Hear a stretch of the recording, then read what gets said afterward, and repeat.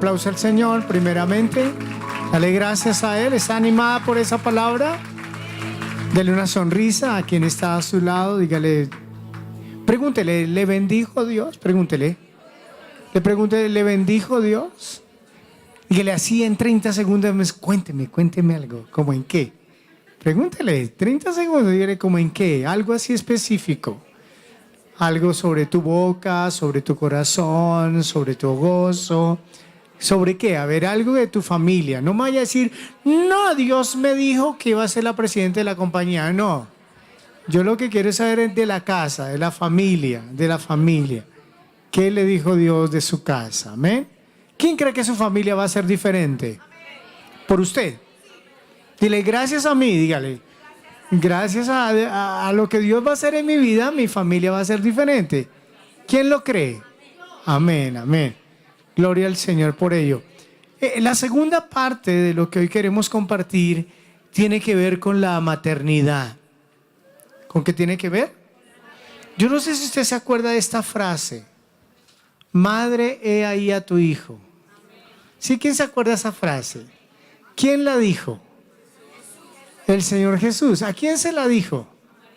A María, ¿cierto? Cuando le estaba hablando de su discípulo amado Juan. Y en la cruz le dijo, madre, he ahí a tu hijo. Yo le dije, Señor, ¿qué le digo a las mujeres sobre los hijos? Y Dios siempre me da una frase nomás. Cuando es mucho, a veces me da una palabra. Y entonces me puse a decirle, Señor, ¿qué significará para una mujer pues tener ahí a su hijo, ¿cierto? ¿Para qué son los hijos? Y entonces hay un texto que quiero que leamos en Génesis capítulo 3, verso 20, por favor. Yo soy el que tengo que hacerlo. Siempre ya me acostumbré a que me lo hagan, ¿ves? Si ve lo que es estar uno atenido. Y llamó a Adán, ahí está pequeñito, pero usted tiene buena vista, ¿cierto? Sí, si no tiene buena vista, pídele misericordia al que está a su lado, porque es que si no me toca ampliar aquí mucho y ya se me sale de las pantallas. Dice, pero era para que vieran esos paisajes hermosos. Y llamó a Adán el nombre de su mujer, ¿cómo la llamó? Eva. ¿Por cuanto era madre de todos? Por eso le llamó Eva. Hay un texto que yo al departamento de medios no le alcancé a pasar, pero yo no sé si usted tenga su Biblia. Yo no puedo dejar o iniciar esta charla sin leerlo. Está en 1 de Timoteo, capítulo 2. ¿Tiene ahí su Biblia? Mire a su izquierda, a su derecha y mire así con ojitos de ¿me ayudas? Sí. Y le voy a leer, es que ya la presentación está hecha, pero mientras estaba Clara compartiendo, me acordé de este texto tan hermoso. Escuche, dice el 2:13. Está hablando Pablo a Timoteo, de primera carta que Pablo le escribió a Timoteo. ¿La encontraron? 2:13 dice, porque Adán fue formado primero, después Eva. ¿Quién fue formado primero? Y después, ¿quién fue formada? Eva. Y Adán no fue engañado, sino que la mujer, siendo engañada, incurrió en transgresión. ¿Están leyendo? Pero, dice el apóstol, se salvará engendrando hijos. Si permaneciere, escuche, en fe, amor y santificación con modestia. Ya se pueden ir para la casa. Eso es suficiente, ¿no?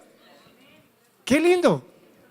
Yo soy muy curioso cuando estudio sobre palabras en la Biblia y me puse a estudiar sobre la palabra madre. Duré horas leyendo sobre la palabra madre. Todos los textos que hablan de la madre. Pero ¿sabes qué fue lo que más me impactó? Que cuando está en la lista de todos los reyes que hubo en Israel y en Judá, entonces decían, entonces Ocosías reinó 40 años en Jerusalén y su madre fue Pepita. Y entonces tuvo este otro rey que reinó 20 años, hizo lo malo en Israel y su mamá fue Pepita. Y le ponen el nombre de todas las mamás de los reyes. Y yo sentí una satisfacción porque esa es mi carga cuando sale gente corrupta con altos cargos de eminencia nacional. Yo siempre digo, ¿por qué nunca investigan quién es el papá y la mamá? Ellos son los verdaderamente responsables de que haya corrupción. Esa es la crisis de la sociedad, que la familia no está llevando la labor. O sea, si usted quiere saber una estrategia del enemigo, es atacar los labores y los roles que cada miembro de la familia tiene. Pero como aquí no están los hombres, yo le tengo que hablar a las mujeres. Y me impactó esto, o sea, si Eva cometió transgresión, si Eva significa la madre de todos los vivientes, y si ella cometió error y pecado, ¿se salvará engendrando hijos si persevera en la fe, en el amor, en qué más? Y en la modestia para con Dios? Y yo digo, Dios, necesitamos recuperar la maternidad. Necesitamos inspirar a los que no quieren tener hijos. Necesitamos sanar a la mujer que ha tenido malas experiencias como madre. Necesitamos sanar a la mujer que de pronto ha tenido una mala experiencia matrimonial y la ha transmitido a sus generaciones. Y eso se tiene que cambiar. Hoy me llegó un artículo sobre, nuevamente, por qué el Islam ha crecido tanto en Europa, especialmente en Inglaterra, en el Reino Unido. Y la raíz es porque no han querido las mujeres y los hombres y mujeres europeos tener hijos. Y los musulmanes tienen de a 8 hijos en cada mujer. Y si ellos tienen capacidad para sostener 2, 3, 5 mujeres, la ley se lo permite. Entonces ellos han poblado Europa con el Islam a punto de tener hijos. Un principio bíblico. ¿Y cómo se reduce la humanidad cuando la mujer no cumple con ese propósito de ser madre? De pronto tu madre no fue la mejor madre, pero como decía mi esposa, pues hay que perdonar. Cada vez que usted venga a Dios, entiende este principio: en Dios todo se puede comenzar de nuevo. Todo es nuevo. Equivocaciones, errores. Anoche les decía, ¿por qué pecamos? Por 2 razones: o porque desobedecemos o porque desconocemos. No sabíamos y cometimos muchos errores, o sabiendo los cometimos. Pero si venimos al Señor, en Él hay nuevas oportunidades. Amén. Entonces quiero introducir con eso. O sea, hay hijos para formar. Y hay 7 cosas que yo quiero hoy compartir con ustedes de lo que una mujer debería hacer. Lo primero es concebir, procrear. Ese es el principio del vientre de una mujer, del diseño. Cuando usted estudia los sistemas que tenemos, el sistema reproductivo de la mujer es para dar vida, para engendrar vida. Usted no puede decirle: Señor, yo no quiero procrear, yo no quiero concebir. ¿Cuánto ha dañado el enemigo a la mujer y a la sociedad por consiguiente con un solo concepto?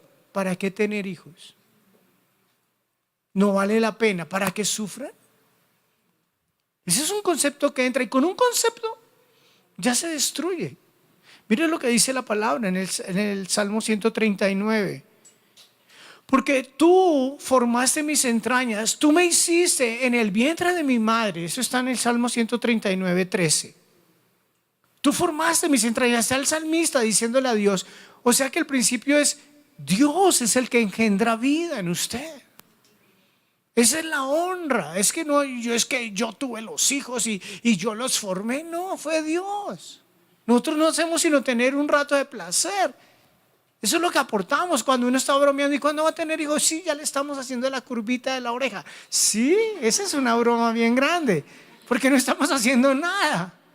Siembra Dios una semilla de vida a través del esperma del hombre, en el ovario, en el vientre de vida de la mujer, y ahí empieza a generar vida. O sea que eso es un honor. Dios designó a la mujer para ser el instrumento, el canal para dar vida. Mi esposa anoche decía cómo tienen la capacidad de que su vientre se hinche, y ahí están dando vida. Mire lo que dice el siguiente verso. Dice en el verso 16: mi embrión vieron tus ojos, y escuchen esto, y en tu libro estaban escritas todas aquellas cosas que fueron luego formadas sin faltar una de ellas. ¿Usted entiende ese principio? Ese principio dice que en su vientre, Dios está formando un nuevo ser. Dios está trayendo a alguien a esta vida con un destino específico. Por eso yo, cuando entendí este verso hace muchos años, Entendí que todos los seres humanos desde el vientre venimos capacitados para que nos vaya bien en la vida. Desde el vientre. Y dice ahí, todas las cosas que estaban escritas en el libro fueron formadas sin faltar ninguna de ellas. ¿En qué libro? Dios tenía un libro para cada uno de nosotros, o sea, un plan, un propósito. Entonces dice, quiero que sea basquetbolista. Entonces no va a medir 1,20. ¿Sí, es en serio? ¿Cuántos deportistas? Yo, por ejemplo, admiré mucho a Michael Jordan, un gran basquetbolista. Luego le dio por ser beisbolista. No pasó nada.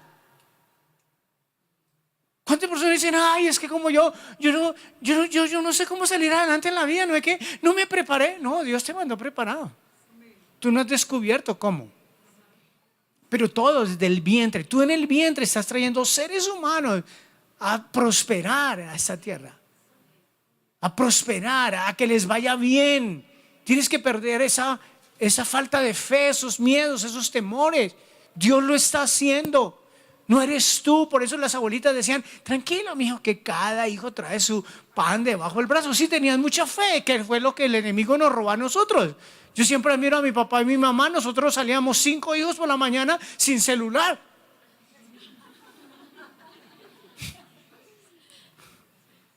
Ni siquiera línea telefónica había en la casa.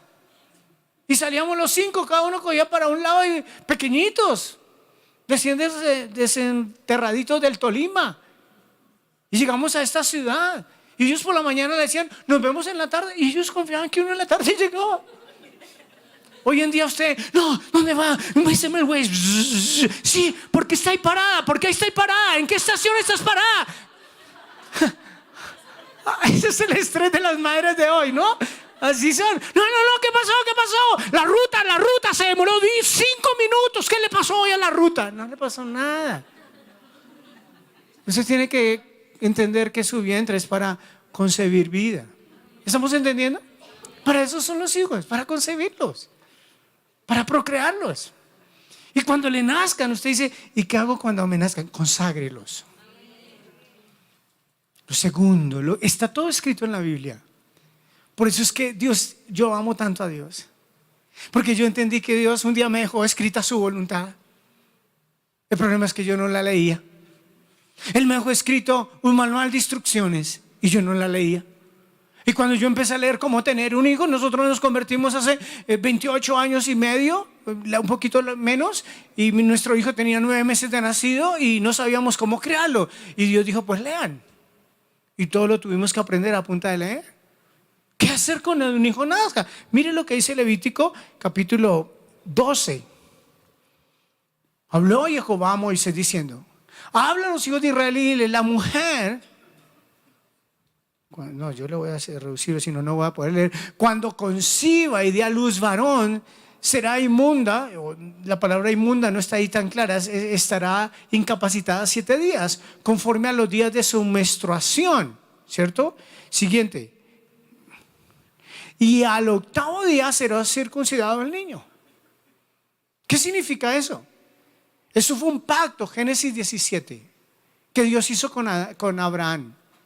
Desde que Dios hizo ese pacto con Abraham, dice, y todo varón que nazca en su casa, al 8º día usted le tiene que quitar el prepucio y lo tienen que circuncidar. Y ese niño había derramamiento de sangre y sentía dolor, pero entraban bajo pacto. Escúcheme, mujer de Dios, póngase en ese. Yo no sé si a usted le gusta hacerse libretos. Póngase en esa temporada. Al 8º día venía el papá y decía, ¿dónde está el niño? Aquí lo tengo, venga, tráigame. Y ¡tim! Y ese día el niño lloraba y gritaba. Pero ese día los dos, papá y mamá, sabían que ese niño estaba siendo consagrado a Dios. ¿Cuántas mamás hoy en día ni se preocupan? ¿Cuáles son las creencias de sus hijos? ¿Cuáles son las andanzas de sus hijos? Dios nos bendice aquí con mucha juventud. ¿Cuál es el dolor pastoral? Que los mismos padres son el estorbo para que la juventud que está Dios añadiendo a esta casa se consagre. Son los mamás que dicen, ¿qué? Esa idea, ya la iglesia, ¿qué es que va tanto? A consagrarse. A esos que vienen tanto a la iglesia, a consagrarse. Aquí no les enseñamos cosas malas. Aquí les damos seminarios de todo un fin de semana sobre pureza sexual. Aquí les advertimos cuando se están enrolando con tipos malandros. Y aquí salimos como papá y mamá a decirle al tipo malandro: ¿usted qué hace? ¿Qué se le ofrece? ¿Qué necesita? Sí, eso es lo que hacemos. Esa es la labor de una madre: consagrar sus hijos. Consagrar sus hijos. Ellas, le voy a cortar esto porque no voy a leer todo el texto. Ellas pasaban 33 días más, dice ahí, si era un varón. Y completaban 40 días y luego al día 40 traían una ofrenda. Y traían al hijo al templo. Y se lo consagraban al sacerdote con una ofrenda. Le decían: este niño, varón de 40 días de nacido. Lean Lucas 2. Eso fue lo que María y José hicieron con el Señor Jesús cuando nació. Lo llevaron al templo a los 40 días, dice, conforme al rito de la purificación. Sí, es que era un día de consagración. Lo traían al templo. ¿Cuántos? Mire, yo conozco papás que llegaron aquí, las jovencitas rumbeaban como locas, andaban de discoteca en discoteca y de taberna en taberna y nunca iban por ellas. Y cuando empezaron a venir a la iglesia, muy puntual: usted me dijo que a las 8 la recogiera, se sale de la reunión. Ay, tan cumplió. Así era cuando estaban en la discoteca. Allá nunca estaban preocupados. Pero perdimos el concepto, mujeres. Escuchen, usted nunca puede decir: ellas mirarán, allá decirán, esos son grandes. ¿Cuál grandes? Tiene que haber una mamá que los consagre en el altar, que se presente delante de Dios a favor de esos hijos. Eso es lo que el mundo necesita. Hoy las mujeres están jugando a muchas cosas, menos hacer lo que Dios dejó escrito. Eso está en su Biblia. La mujer de ese tiempo tenía que ir a la Biblia y leer qué era lo que tenía que hacer con un hijo. No es que ya llevo 15 días. 15 días, no, al 8º día, dijo Dios. Si era dama, la que nacía, duraba 73 días más. Y al día 80 venían y traían esa muñeca y la consagraban con una ofrenda. Estaba escrito. No solamente criaban por criar y tenían hijos ahí como tener canguritos o conejitos. No, ellos sabían que cada hijo tenía que ser consagrado a Dios. He hablado con familiares y les he dicho: cada vez que usted pueda hablar con sus hijos, nunca se le olvide, Dios es lo primero. Mientras tú no estés con Dios, nunca te va a ir bien. Eso es consagrar a un hijo. Estarle siempre guiando hacia Dios, es dándole tu ejemplo de lo que es una mujer consagrada a Dios. Amén. Amamantarlos. Algunas no lo hacen porque se le dañan los pechos. Es que me duele el pezón, sí, a todas. Mi esposa lloraba cuando Sergio empezó a amamantar a Sergio. Dios usó una crisis financiera. Todo lo que a uno le pasa obra para bien, ¿sabe? No teníamos ni para huepanela, mucho menos para leche de tarro. Lo único que yo clamaba todas las mañanas era que a Clara no le falte la leche, Señor. Que le salga leche, que le salga leche. Esa era mi oración todo el día. Era lo único que había para alimentar a Sergio. Leche materna. Le imponía manos para que no le faltara la unción. Y esa era una labor sacerdotal que yo tenía que cumplir.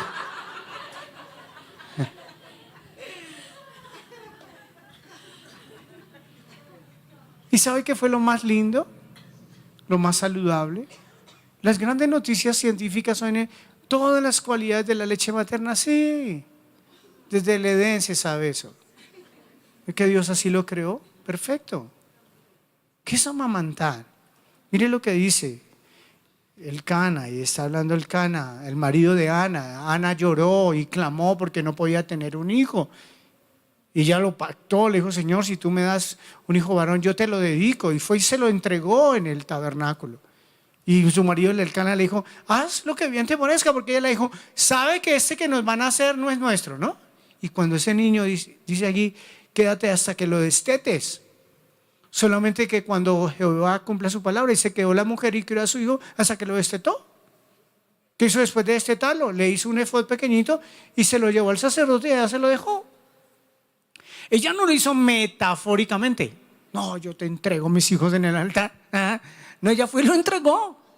y Dios le dio otros 7. Pero fue y lo entregó. ¿Pero qué hizo antes? Lo amamantó. Algunos dicen que los amamantaban 3 años, otros dicen que los amamantaban 5 años. Hoy en día los amamantan estrictamente cuando digan, pero a lo que voy, ¿qué significa amamantar?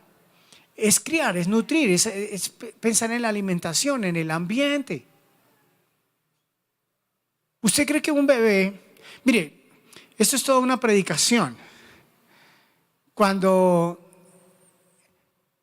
Elizabeth está embarazada, la mamá de Juan el Bautista, llevaba 6 meses de embarazo, como las mujeres hebreas tenían la costumbre de irse a una cabaña sola a escuchar cánticos y a hacer cánticos y a tejer para sus hijos, apartadas de todo ruido y todo, como las de hoy en día.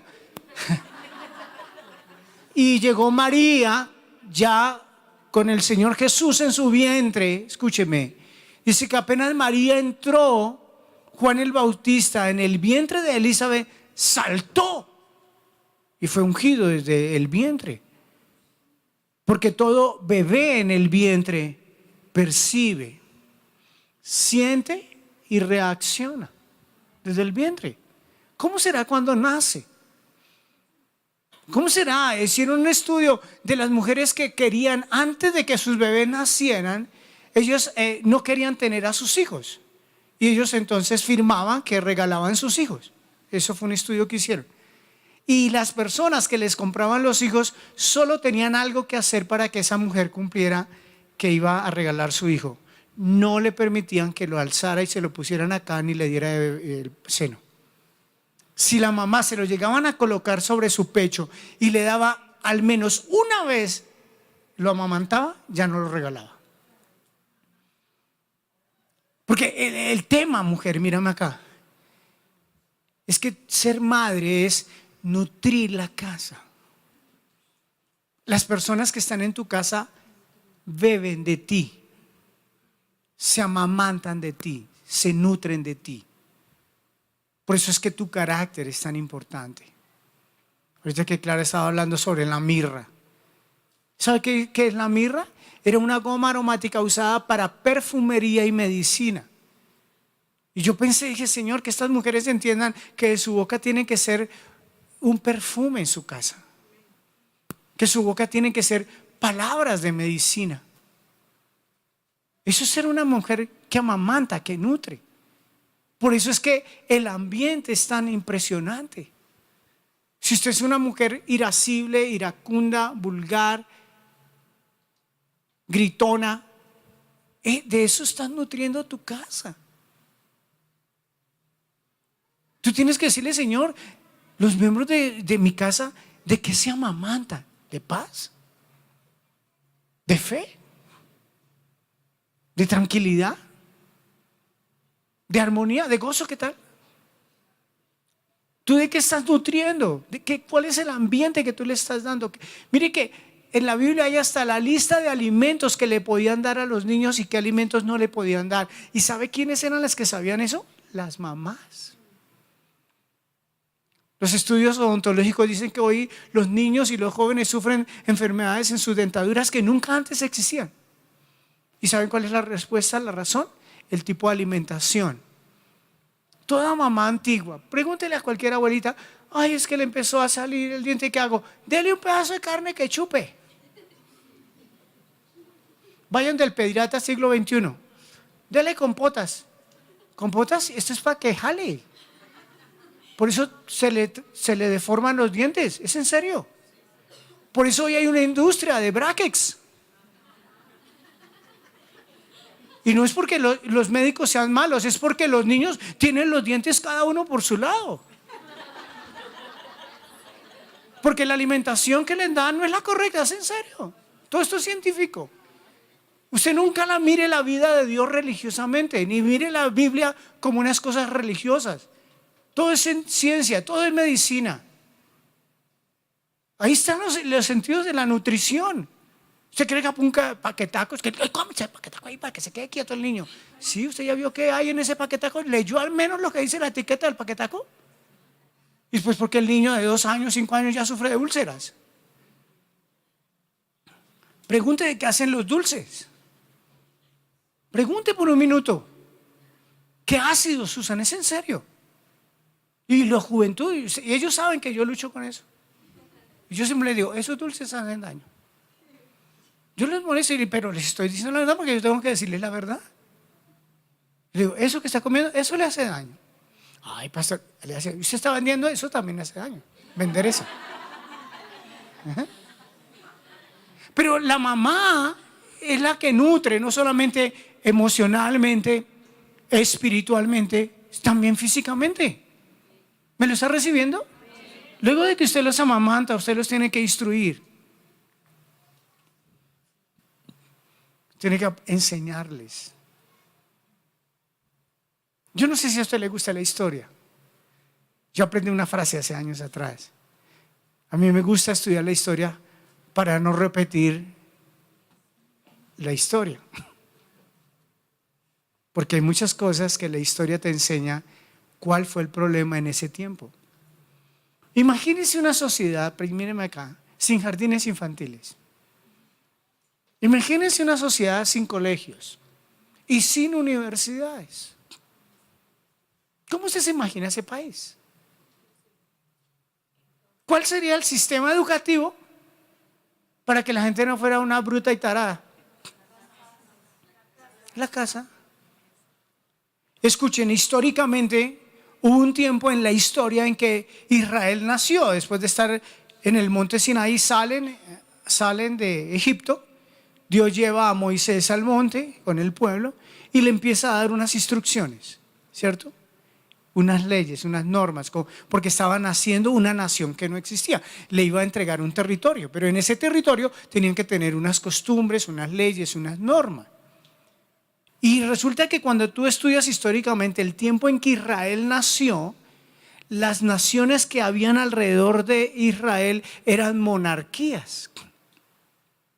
En las monarquías solo estudiaba la familia real y el pueblo no estudiaba. Por eso el pueblo era subyugado y por eso le llamaban plebeyos, porque solo unos pocos accedían a la educación, la familia real, y así mantenían a todo el mundo ignorante. Dios dijo, así no será mi nación. Yo voy a levantarme un sistema educativo diferente. En todas las casas, todos los hijos tienen que ser instruidos en los 5 primeros libros de la Biblia. ¿Quiénes son las responsables de eso? Las mamás.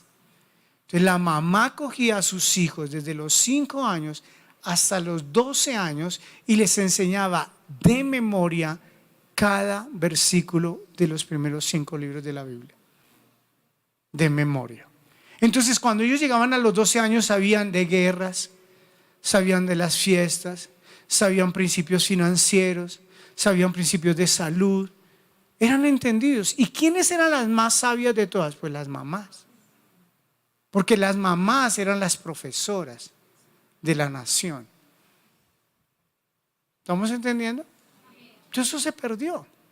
Hay una predicación muy linda que Dios le dio a mi esposa hace años atrás, la diferencia entre una madre que levanta hijos para Dios y la madre que levanta hijos para Faraón. ¿Cuál es una de las primeras diferencias? Que la madre que levanta hijos para Faraón hace que otros se los eduquen. ¿Se acuerdan cuando Moisés fue encontrado por la hija de Faraón? ¿Qué fue lo primero que ella hizo? ¿Y a quién se lo doy para que me lo eduque? Y ahí estaban la mamá y la hermana de Moisés y lo educaron. Pero el sistema del mundo es que tú no educas tus hijos. Mire lo que dice la Biblia. Instruye al niño en su camino, y aun cuando fuere viejo, nunca se apartará de él. Proverbios 22:6. Instruye al niño en su camino. ¿Cuándo es que hay que instruirlo? Cuando es niño. Yo tuve una abuela paterna que era maestra. De las cosas que más me acuerdo de mi abuela cuando tenía como 80, 81 años, era su letra cursiva hermosa. Y yo siempre decía, ¿por qué mi abuelita tiene esa letra tan bonita? Uno tenía unos mamarrachitos ahí que ya no se entendía. Y me decían, porque su abuela fue maestra en la escuela allá en el campo. Ella era maestra. Y mi mamá fue maestra. Cuando yo fui a la escuela, yo sabía las tablas de multiplicar, yo sabía leer, yo sabía todo. Me lo había enseñado mi mamá, que era la maestra del pueblo. Y yo pasé de un año a otro y a otro y a otro, porque todo eso yo me lo había enseñado mi mamá. Yo sé que es que le enseñé a alguien en la casa, que le enseñé temor a Dios, que le enseñé honestidad, que le enseñe responsabilidad, que le enseñe puntualidad. Todo eso se enseña, es la mamá, es el honor que Dios le da. Pastor, eso debe estar pasado de moda. Pregunten un poco por la historia de Singapur y pregunten qué fue lo que los que llegaron a gobernar Singapur para construir una ciudad-estado como la que es de las más desarrolladas y prósperas en este momento, en el siglo XXI. Lo primero que dijeron es, ¿cómo hacemos? Dijo, eduquen a las mujeres para que ellas luego eduquen a sus hijos. Esa es la transformación social de Singapur. Miren lo que dice 2 de Timoteo 1:5. Pablo le está escribiendo a Timoteo, le dijo, trayendo a memoria la fe no fingida que hay en ti, la cual habitó primero en tu abuela Loida y en tu madre Eunice, y estoy seguro que en ti también. ¿Quién es lo que este chino había aprendido? Fe. ¿De quién? De su abuela y de su mamá. No es que allá en el colegio que vale 2,5 millones, mira a jugar el niño y allá no le enseñan fe. Y entonces en el siguiente verso 3:15, 2 de Timoteo 3:15 dice, y que desde la niñez, ¿desde cuándo? Digan, desde la niñez. ¿Has sabido qué? Las sagradas escrituras, las cuales te pueden hacer sabio para la salvación por la fe que es en Cristo Jesús. Dele gloria a Dios. Es la palabra de Dios la que nos da sabiduría.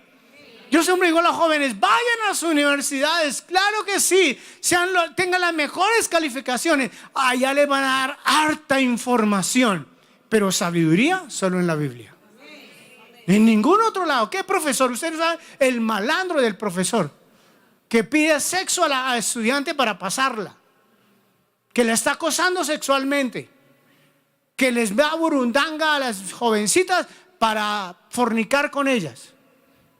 El profesor ateo, el profesor rebelde, ¿esos son los que los van a formar? No, a la universidad tienen que ir formados por principios en las casas, por las escrituras desde la niñez. Aquí hay muchas jovencitas, ojalá tengan de a 5 muchachitos, pero enséñenle las escrituras.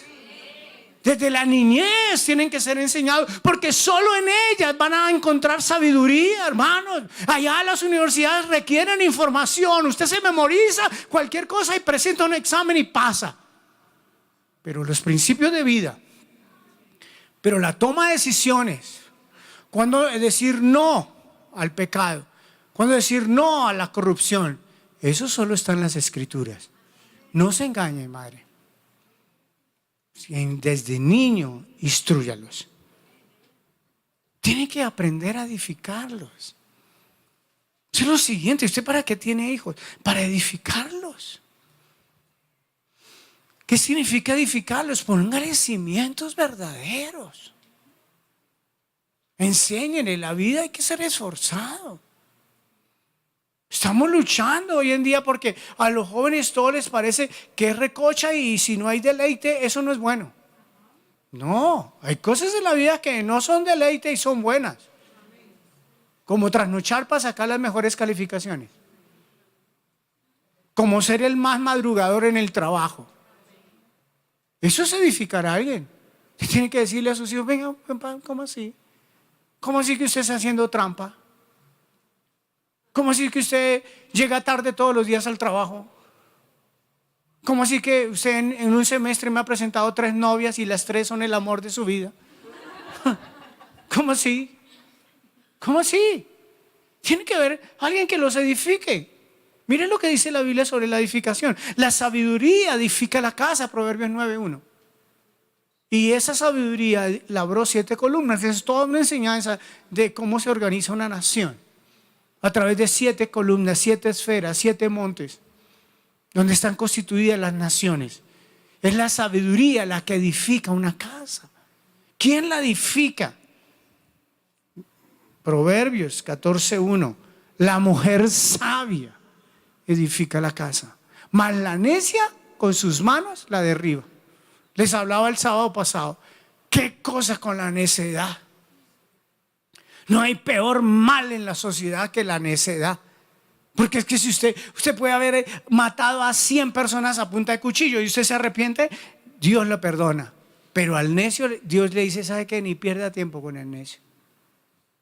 Porque el necio se le dice, se le enseña y nunca cambia, nunca acata, nunca reacciona, nunca reconoce, siempre se justifica.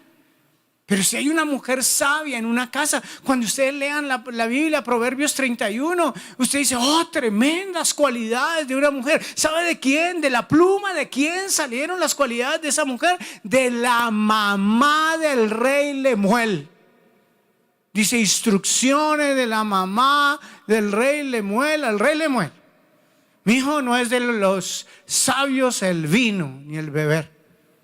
Mi hijo, cuando sea rey, nunca te olvides de los que no tienen quien abogue por ellos. Nunca te olvides de ellos. Y si te vas a conseguir, no pierdas tu fuerza en las mujeres.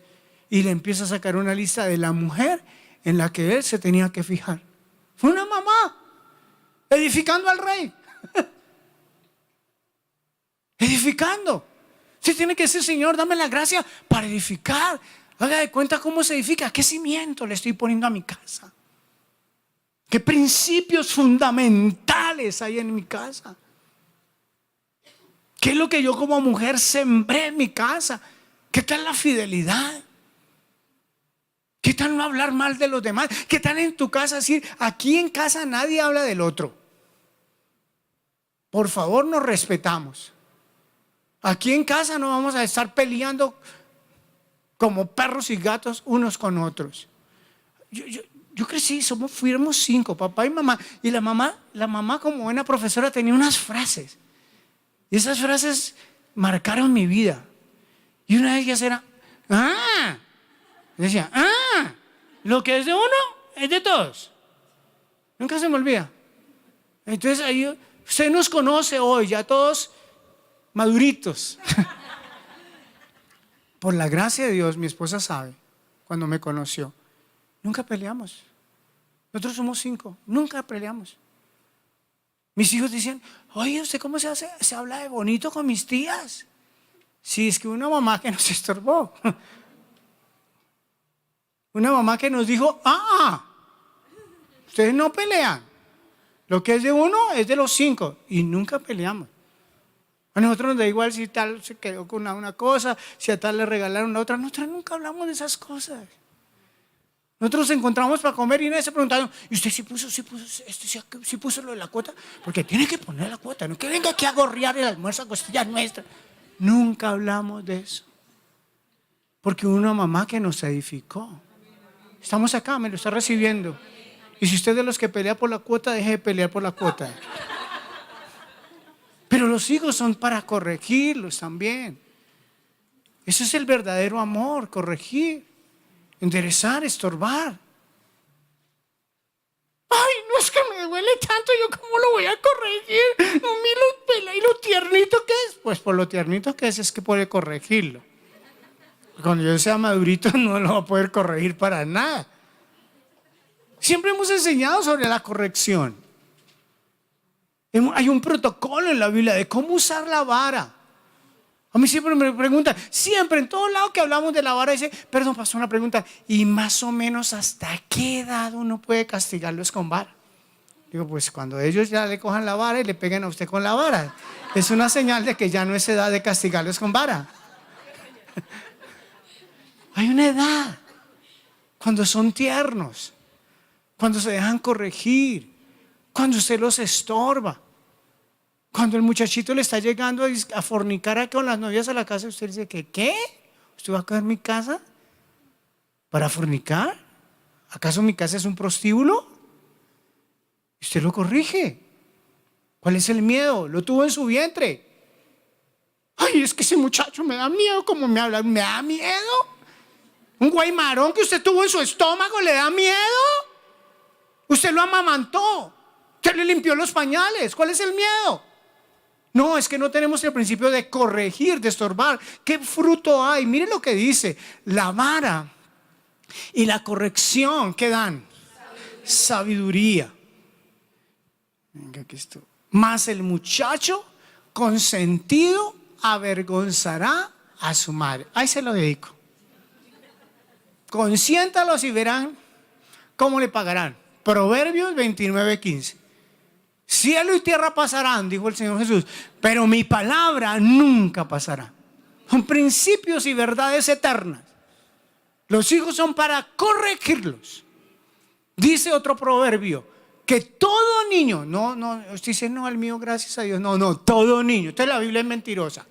Todo niño trae la necedad incrustada y solo sale con un instrumento glorioso creado por Dios que se llama vara. Y usted le pega una varita así, ¡tim!, en los glúteos, no por la cabeza. Por eso Dios nos puso los glúteos, no solo para sentarnos, para que nos den varita. Y usted le pone a bailar así con una bailarina, y le pasa la necedad. ¿Estamos entendiendo? Es la vara. De acuerdo a 2 varazos. La hizo más fuerte, 3 varazos.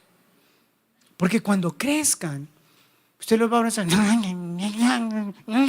¿Por qué? Es su mamá, ¿cómo no lo va a poder abrazar?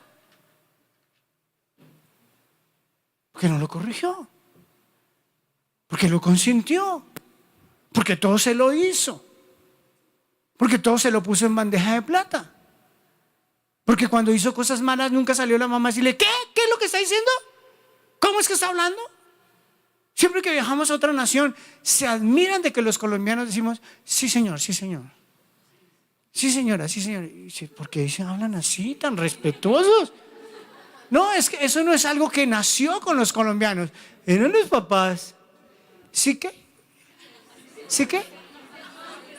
Le decían a uno, ¿sí qué? Perdón, no lo escuché. ¿Sí qué? Sí señor. Eso. Se demora más, pero se expone menos. ¿Sí le decían así? Así nos criaron. Entonces todos viven admirados de que los colombianos, ¿cómo son de educados los colombianos? No es que solo nacimos educados. No, un papá y una mamá que nos enseñaron a decir, sí señor, no señor. ¿Cómo es que está contestando? Eso es que muchacho, ay, se puso bravo. ¿Se puso bravo? ¿Qué le decía a su mamá? Venga para acá, papá. Y ahí le arreglaba uno el refunfuñadero. ¿Qué es lo que está diciendo? ¿Qué? Viene ya. No, que viene ya. Era así. Nadie, hoy no hay disciplina. Hoy en día los más malandros son los estudiantes que cogen a sus profesores como bobos. En los colegios. Hace poco me reuní, cumplimos 40. Sí, de ser bachiller, 40 años. Apenas ayer. Nos reunimos con los amigos a hablar de eso. Oiga, ¿cómo era diferente? Claro. Es que armaban una cúpula militar entre el profesor, el director de disciplina y los 2 papás. Y le hacían a uno un juicio marcial ahí entre ellos. Se juntaban. Y uno llegaba ya pues, verde, ya estaban de acuerdo. Ya la mamá, el papá estaban de acuerdo, el profesor y el de disciplina, y lo cogían a uno y uno era ahí sentado. Hoy en día, las mamás, mi hijo me acaba de informar que le hablaste muy feo. Yo quiero que por favor me atiendas a ver qué es lo que tienes con mi hijo. ¿Qué es lo que tienes con mi hijo? Que es un irrespetuoso. Eso es lo que tiene su hijo. Que es un irrespetuoso. Que tú no lo has corregido, que tú no lo has estorbado.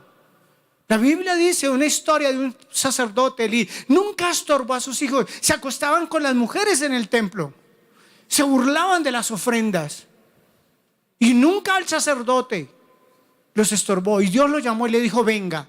¿Sabe qué le dijo Dios? Por cuanto amaste más a tus hijos que a mí, te quito del sacerdocio y te quiero decir, mañana los 2 mueren en un solo día. Así fue Dios. ¿Cuál es la lucha con el cristianismo? Porque hay gente que no persevera en Dios. Pastor, cuando hable prédicas bonitas me dice, y nos vemos en 6 meses cuando hay otro congreso. Porque nunca le gusta que Dios los forme. Pero eso sí, Padre nuestro que estás en los cielos, santificado. ¿Cuál Padre nuestro? ¿Cuál Padre nuestro? Si la Biblia dice que Dios al que toma por hijo lo disciplina y lo corrige. Si tú quieres ser bendecido por Dios, déjate corregir por Dios. No, hoy en día, ay, no me gustó, no, cómo me miraron y se van. Digo, Dios, el mundo sí está patas arriba. La gente no se quiere dejar formar, pero eso sí quieren ver la gloria de Dios. Quieren ver finanzas, billete por todo lado. Eso sí quieren vacaciones, vivir en estrato 20. ¿Cómo? Si tú no eres hija de Dios, no vas a formar hijos en Dios. Si tú no te dejas corregir, ¿cómo vas a corregir a los demás? Si tú no has estorbado a tus hijos, corrige a tu hijo. Te dará descanso. Mira esta promesa tan linda. Y dará alegría a tu alma. Proverbio 29:17. Y cuando hablamos de corrección, no es que lo acabes a puñetazos y a pellizcos y a coscorrones. Las manos en la Biblia nunca son para castigar. Nunca tú con una mano puedes castigar a un hijo. Las manos Dios las creó, y dice la Biblia, para bendecirlos, para acariciarlos y para sacar billete y darles. Para eso es la mano. Así se bendice una persona. Dice, te bendigo, te bendigo. ¿Y con cuánto? Eso es lo que yo le enseño a sus esposos. Sería bueno que los trajeran. Eso es lo que le enseño a los esposos. Un esposo que bendice a su esposa la tiene que bendecir con palabras. Porque la Biblia dice, y los bendijo Dios diciendo. Tú no puedes dejar de bendecir sin abrir tu boca y bendecir. Luego acaricias y pones manos y bendices. Y luego saca dinero y lo das. Así es que se bendicen, según la Biblia. O sea, cuando te habla de corrección, no es cogerlo hasta arrejo hasta que se acabe y que lo cuelgo allá en el balcón de la casa para que todo el barrio lo vea. Y eso no es bíblico. No es con violencia, dice la Biblia. No exasperéis a vuestros hijos para que no se desalienten, dice la Biblia. No los cojas a gritos. Ellos no son los culpables de tus presiones financieras. Reposa en Dios, ten fe en Dios. Pero tú no puedes llegar a desquitarte con los niños. ¿Qué? ¿Cómo le fue, mamá? ¿Cómo fue? Eso no es la corrección que habla la Biblia. Porque llegarán esta noche. Llegó un hombre y levantaba al niño a las 3 de la mañana y lo cascaba. ¡Pa, pa, pa! ¿Por qué le pega al niño? La Biblia dice que si yo amo a mi hijo, desde temprano lo corrijo.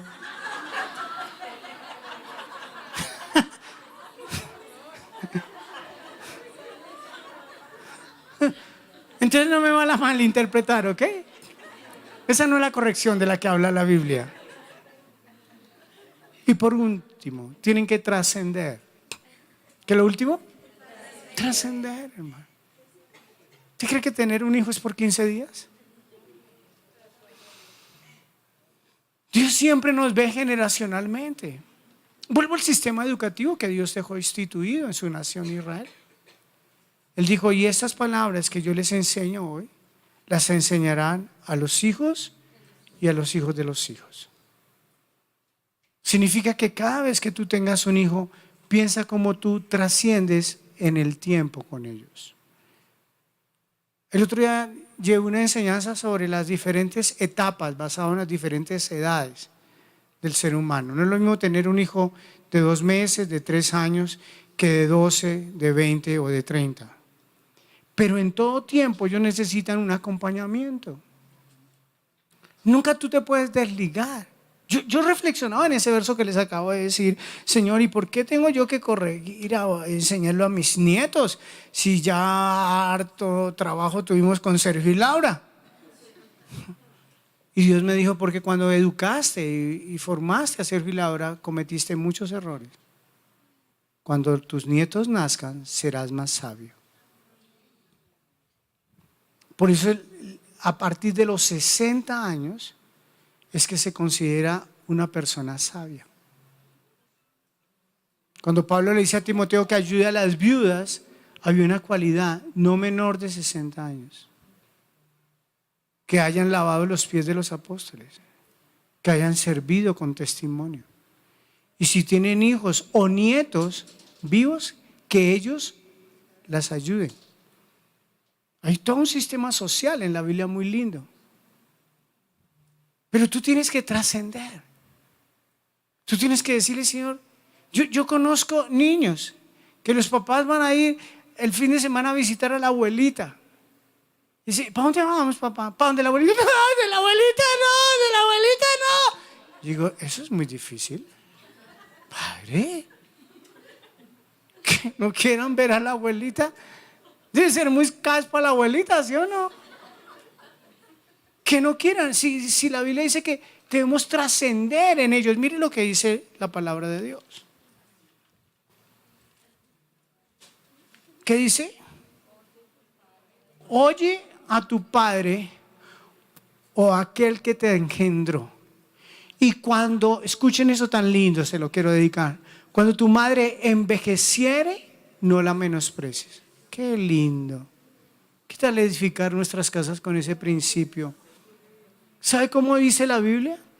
Que delante de las canas te inclinarás. Es un principio el respeto a los ancianos en la Biblia, que a propósito lo perdimos.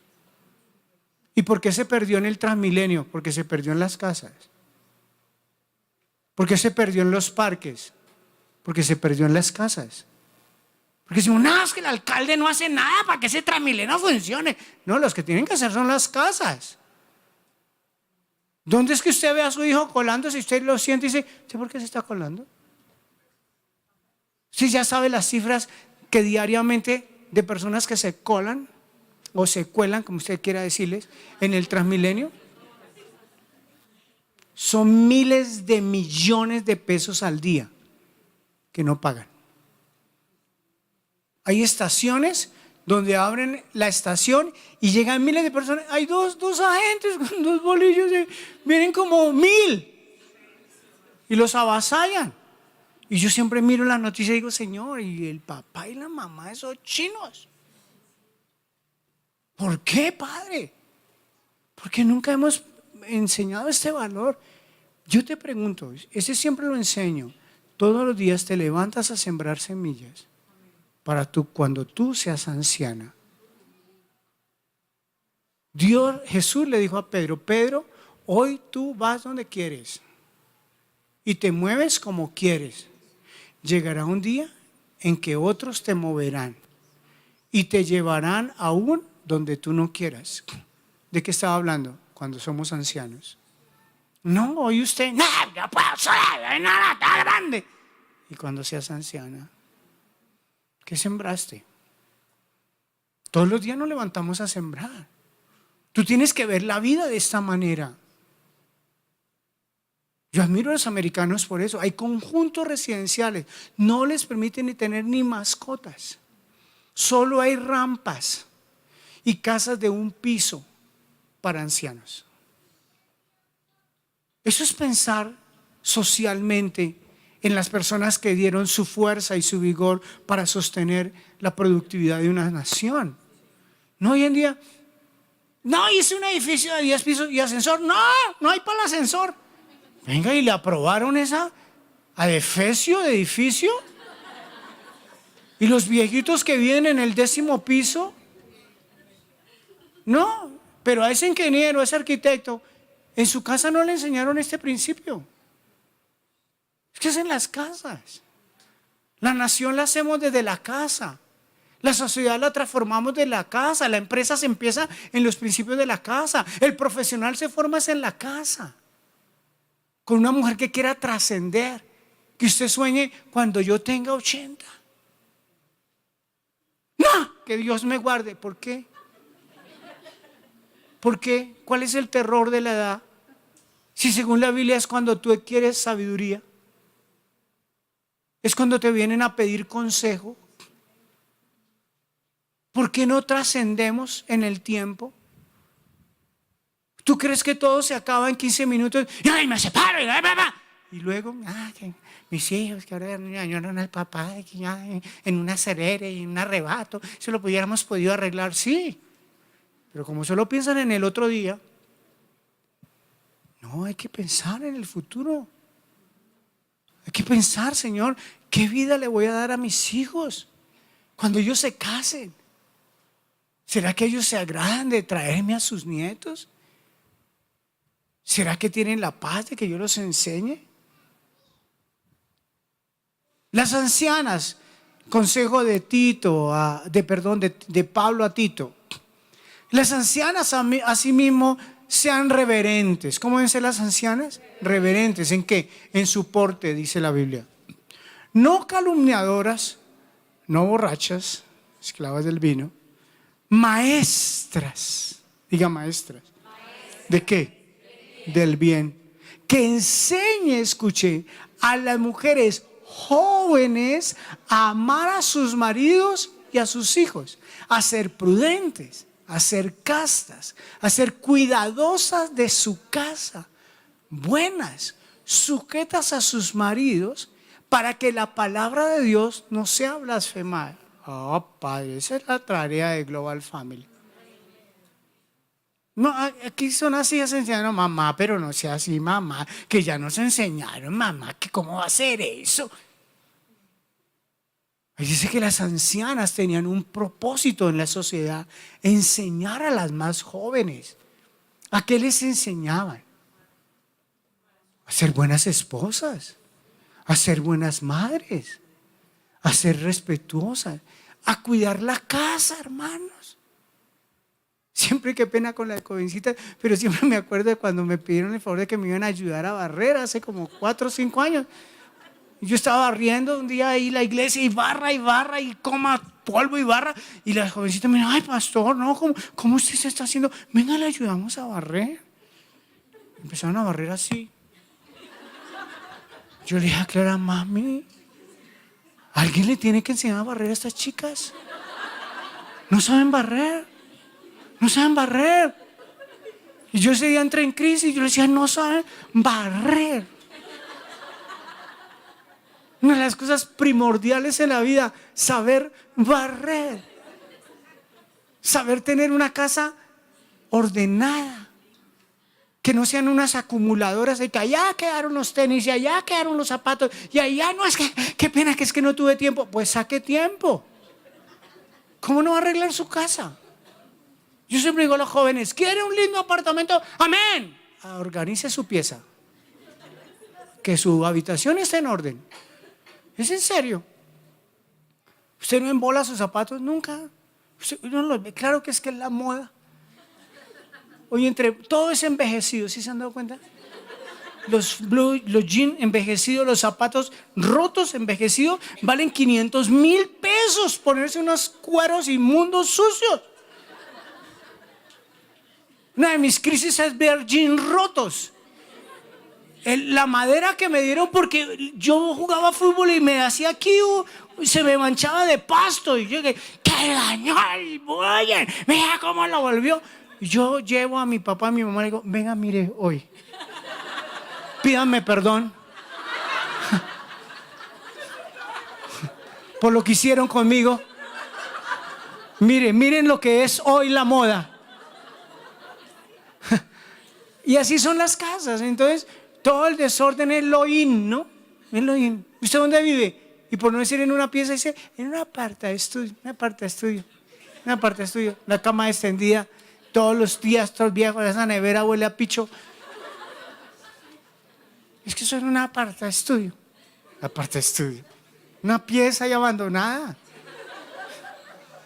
Nadie hay que los forme. Es en serio. Crecen solos, sin guía, sin acompañamiento. Mira la instrucción.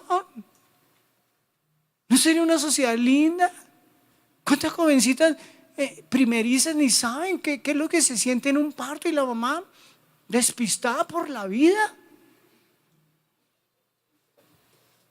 Yo honro a mi suegra, ya mi suegra no está. Eso sí me costó lo que usted quiera, todos los favores que nos hizo. Pero como Clara es la niña consentida, la menor de 9, la dieta de Sergio fueron como 3 meses. Yo dije, no, la Biblia dice que 40 días nomás. 3 meses, porque la niña tenía que estar cuidada 3 meses. Casi no me la devuelven. ¿Ah? Pero había alguien que estaba interesado en cuidarlas, en enseñarles qué comen. Ahorita que hablaban de las palomas, yo tengo un concepto de las palomas. Mi abuela criando como 100 palomas. Para lo único que eran las palomas era para las mujeres cuando estaban embarazadas y recién en el embarazo, porque el caldo de paloma era lo más nutritivo. Habían unas ancianas cuidando a una generación siguiente. ¿Cuál es la crisis hoy en día? Con esto termino. Que a medida que las generaciones crecen, hay más distancia entre las generaciones. A medida que los hijos crecen, los padres y especialmente las madres se han desentendido. ¿Por qué estamos subvalorando, menospreciando, deshonrando algo que Dios creó tan lindo? Ser madres, hacer país, cambiar historias. Por eso amo la palabra, porque yo creo que en Dios siempre hay oportunidades para hacerlo. Nadie te enseñó, amén. De pronto entraste aquí odiando tener hijos, pero hoy Dios te dice, te quiero bendecir teniendo hijos. Si ya no es la época de tener hijos, dice Señor, entonces que mis hijos tengan hijos para yo restituir. Y tú le puedes decir, Señor, perdí la maternidad. Las jovencitas, uno les habla de maternidad, no, que Dios me guarde, pero ¿por qué? Hable con los recién casados, ¿van a tener hijos? No, todavía no. 40 especializaciones, 5 maestrías. ¿Y los hijos? ¿Van a tener nietos? Cuando el niño quiere ir al parque, usted tiene 40, ya le duele todas las articulaciones. Y el bebé quiere jugar en el parque. Y usted está jugando a hacer la ejecutiva. No, es que juega ahí con el celular. Con el celular ya hizo el estudio de todas las enfermedades cerebrales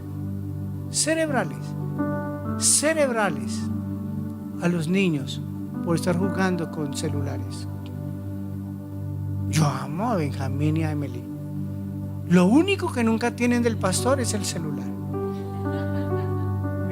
Y me piden el celular, le digo, ese es para trabajar, esto no es para que usted juegue. Celular no es para que ellos jueguen. Ellos necesitan ir al parque, revolcarse en el pasto, comer tierra, rasparse.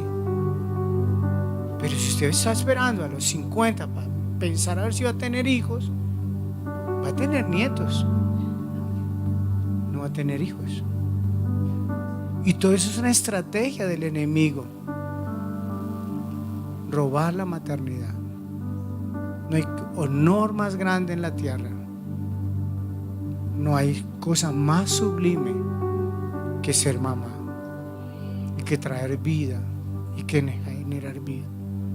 Cierra tus ojos. Inclina tu rostro. Pon la mano en tu corazón.